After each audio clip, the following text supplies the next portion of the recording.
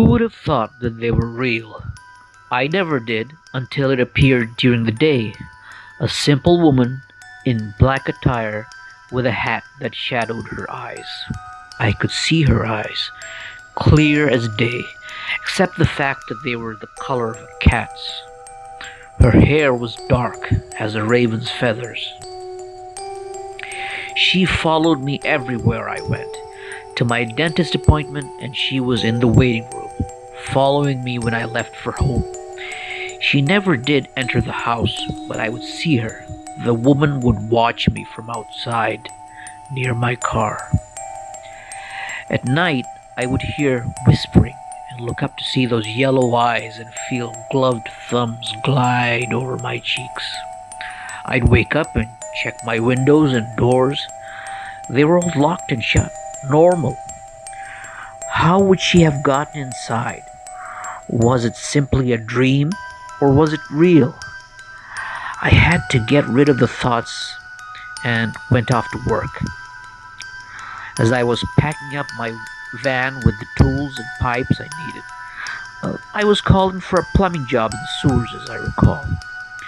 As I unloaded the pipes that day, the woman was standing there with blood dripping from her mouth and down the front of her clothes.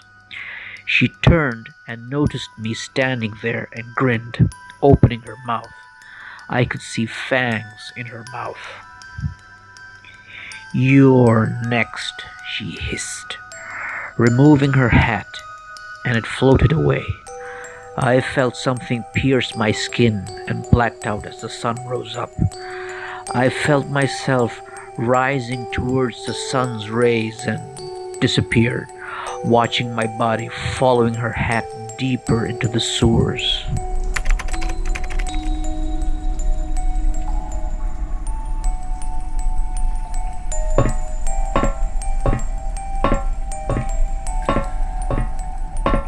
Help! Help me! Can anyone hear me? Hello? Jason called out, having heard footsteps come from above him. He had been trapped underneath what looked like a manhole from inside the sewers for what seemed like years. Was it more than a year since he had woken up after being bitten by his vampiric stalker? He wasn't sure, but he wanted out.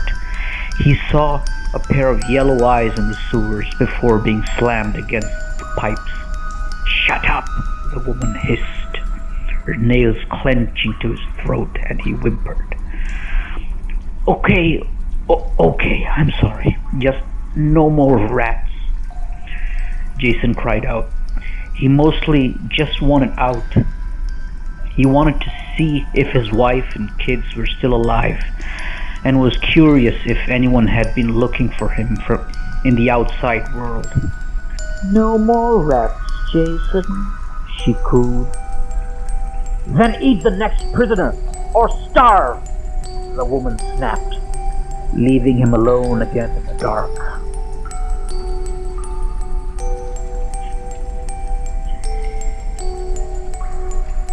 He wouldn't have it. No more eating rats. He was getting out. All he needed to do now was get himself out despite the chain around his waist. He was still trying to figure out how to escape when he heard a noise from above him. Was someone sliding open the manhole? Will they find him? Will he finally be saved from this rotting hell? "Hello, I'm here," Jason called out, squinting as the manhole slid open and let out a large burst of sun. A man started climbing down the ladder. "Hey, we found him!" the man shouted towards the surface. He must have friends up above the sewers that had been looking for him. "Thank God we found you. Are you okay? We've been..." A knife flew at the man and he fell to Jason's feet.